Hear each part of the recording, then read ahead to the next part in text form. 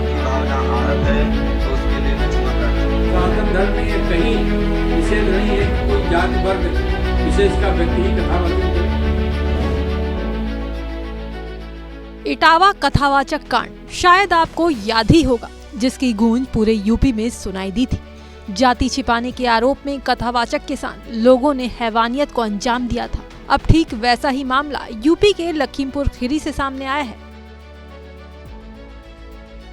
तस्वीरें लखीमपुर खीरी के थाना कस्बे में स्थित राम जानकी मंदिर की हैं, जहां कथा सुनाने आए एक कथावाचक पर ग्रामीणों ने आरोप लगाया कि उसने अपनी असली जाति छिपाकर कथा सुनाई।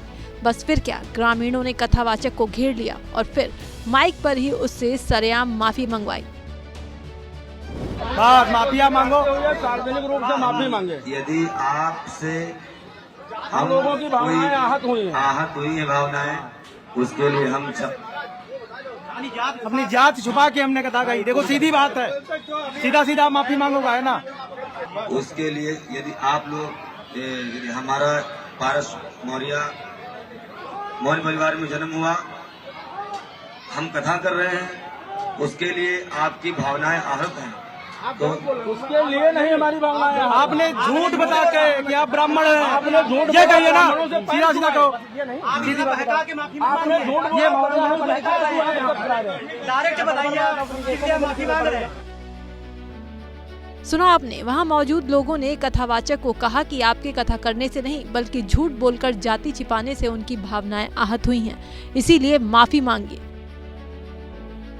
खैर, कथावाचक की माफी मांगने के बाद लोग शांत हुए। दरअसल लोगों का कहना है कि कथा शुरू होने से पहले कथावाचक ने अपनी जाति ब्राह्मण बताई थी और कहा था कि वो काशी का रहने वाला है, लेकिन जब लोगों को इसके बारे में पता चला तो खुद कथावाचक ने कबूल किया कि उसका पूरा नाम पारस मौर्य है और पहले भी जाति छिपाकर कथा सुना चुका है।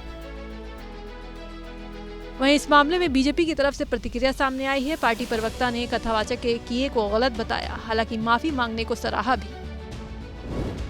सनातन धर्म कण कण में परमात्मा को मानता है, ईश्वर को कण कण में मानता है। कोई भी सनातन धर्मी, सनातन धर्म के जिसकी आस्था हो, वह कथा वाचन कर सकता है। सनातन धर्म में कहीं निषेध नहीं है कि कोई जाति वर्ग विशेष का व्यक्ति ही कथा वाचन करे, लेकिन यह बात अवश्य है कि अगर कोई जाति अपनी छिपा करके कथा वाचन कर रहा है तो वो गलत है। लेकिन एक बार जब उसने सार्वजनिक रूप से इसके लिए क्षमा याचना कर ली तो मुझे लगता है कि उसके विरोध का कोई और कारण नहीं होगा। बहरहाल अब देखना ये होगा कि क्या इस पर विपक्ष की तरफ से कोई बयान सामने आता है या नहीं।